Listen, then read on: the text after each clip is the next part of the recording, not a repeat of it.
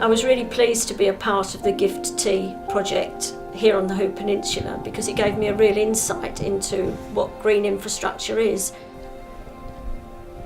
I mean, I was aware that we've got really important wildlife sites here, they're globally and internationally important, but I really wasn't aware that our gardens even are part of the green infrastructure that makes up the Hoo Peninsula.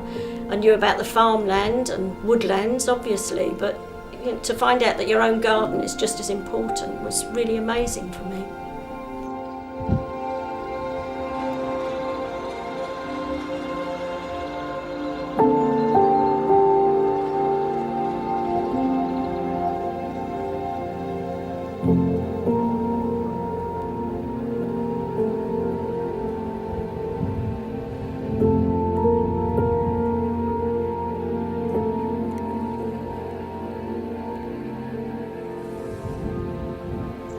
One of the things I found extremely useful to me is that I attended the Gift Tea community conversations and met a lot of like-minded people who were involved in country parks and green matters. A lot of these people had projects that were, I found, going to be suitable for application in this country park, and likewise I was doing things that I'd heard from elsewhere about, for instance, this where we're sitting on a ring of bench seats that we put in park in a clearing for the purpose of children to come from the nearby school and sit outside. I've heard of that idea through the Gift Tea community conversation. It's been very successful here, and so like-minded people meet at these organisations and bounce off each other, exchanging ideas, and all to the better.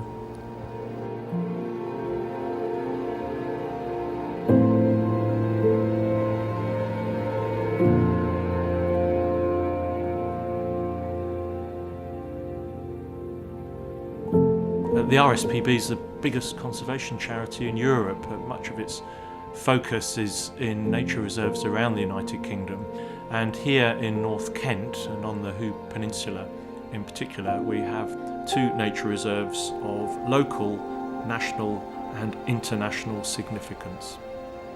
Before Gift Tea, I suppose many of us were working individually with our own particular interests in the peninsula, but Gift Tea brought us together to hear each other's different approaches to this landscape. Through the process of consultation, we were able to get a wider sense of how the peninsula functions between us all, and then from that find ways perhaps to invite more investment into the peninsula from outside to really celebrate what's going on here.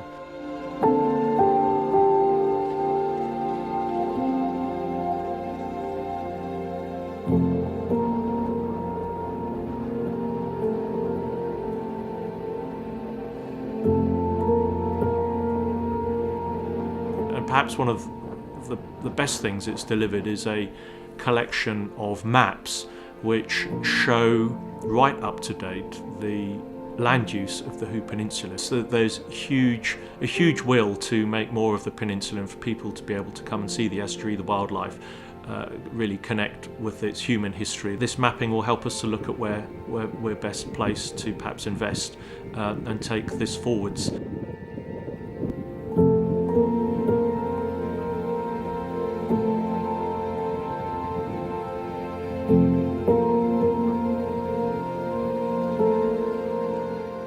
I've been with the council for around about 2 years now, and I became involved with the Gift Tea project to help me to get a broader understanding of green infrastructure and how that fits in with my role.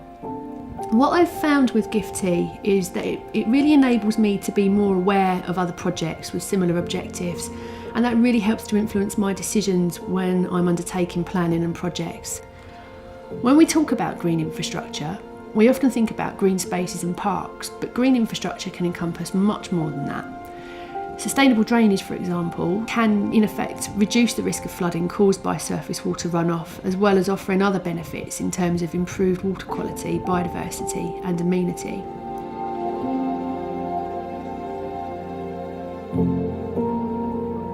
I found the business plan really useful. I think there's a real untapped potential for green tourism out on the Hoo Peninsula. I think when people look at it from across the river, they maybe just see an industrial area. But if you get out there and really explore, then the place just opens up for you, and you see why it's such an important place to protect. I've taken groups out from London in the past, and they just can't believe what a beautiful place it is when they get out there, how much wildlife is there, and there's also the whole Charles Dickens connection.